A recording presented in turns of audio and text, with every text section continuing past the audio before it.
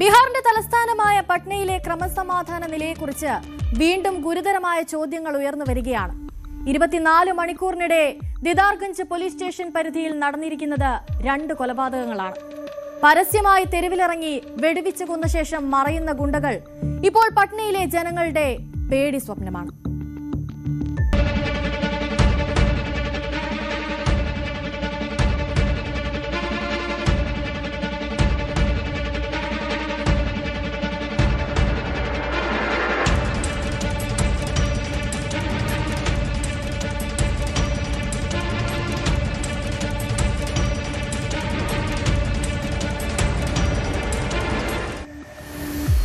ദിദാർഗഞ്ച് police station പരിധിയിലെ ഖാൻപൂർ പ്രദേശത്ത് പട്ടാപ്പകൽ ഒരാളെ വെടിവെച്ച് കൊന്നിരിക്കുന്നു.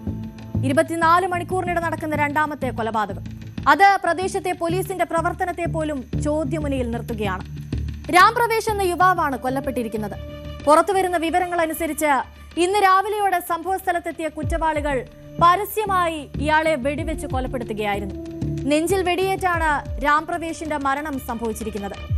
ഇപ്പോൾ ദിദാർഗഞ്ച് പോലീസ് സ്റ്റേഷനിൽ നിന്നുള്ള ഒരു സംഘം സ്ഥലത്തെത്തി അന്വേഷണം ആരംഭിച്ചിരിക്കുന്നു എന്നുള്ള വിവരങ്ങളാണ് പുറത്തുവരുന്നത്.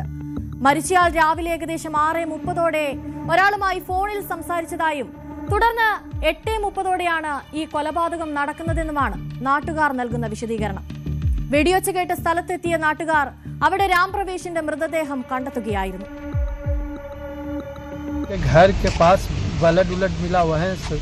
सुबह जानकारी क्या मिली? सुबह 7:30 बजे 8 बजे के करीबन 6-7 बजे मिला कि खानपुर के तरफ फेंका हुआ था, जबकि गोली और ब्लड के वहाँ स्वराज जी के घर ही के बगल ही में घर के बगल में ही ब्लड गिरा हुआ है, गोली भी वहाँ चला है और उनका फेंका गया है खानपुर की तरफ, गांव की तरफ पश्चिम की ओर ले जाके।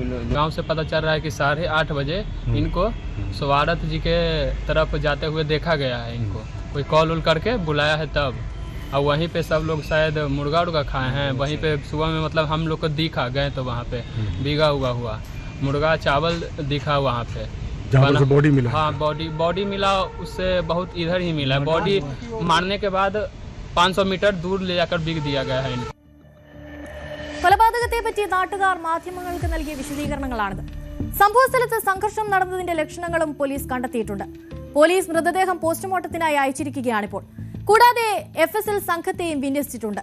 കുറ്റവാളികളെ തിരിച്ചറിയാൻ സമീപത്തുള്ള CCTV ദൃശ്യങ്ങളും പരിശോധിച്ചു വരികയാണ്.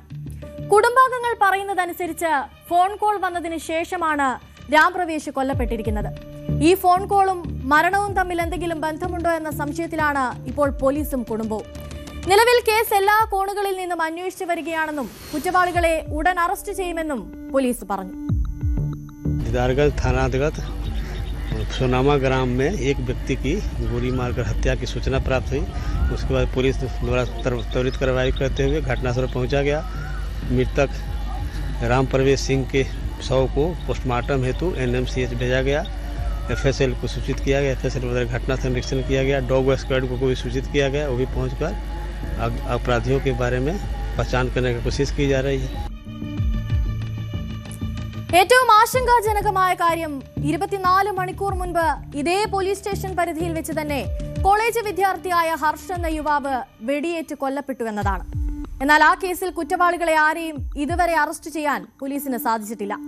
തുടർച്ചയായി 2 കൊലപാതകങ്ങളും പ്രദേശത്തെ ജനങ്ങൾക്കിടയിൽ വലിയ തരത്തിലുള്ള ഭീതി സൃഷ്ടിച്ചിട്ടുണ്ട്.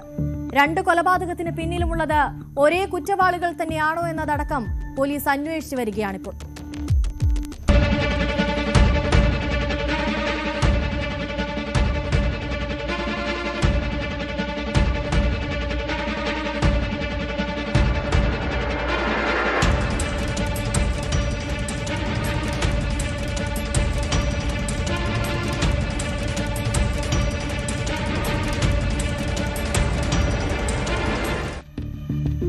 കാൺപൂരിൽ വ്യാപാരി തലയ്ക്ക് പരിക്കേറ്റ് മരിച്ച സംഭവത്തിൽ ദുരൂഹത ഒഴിയുന്നില്ല.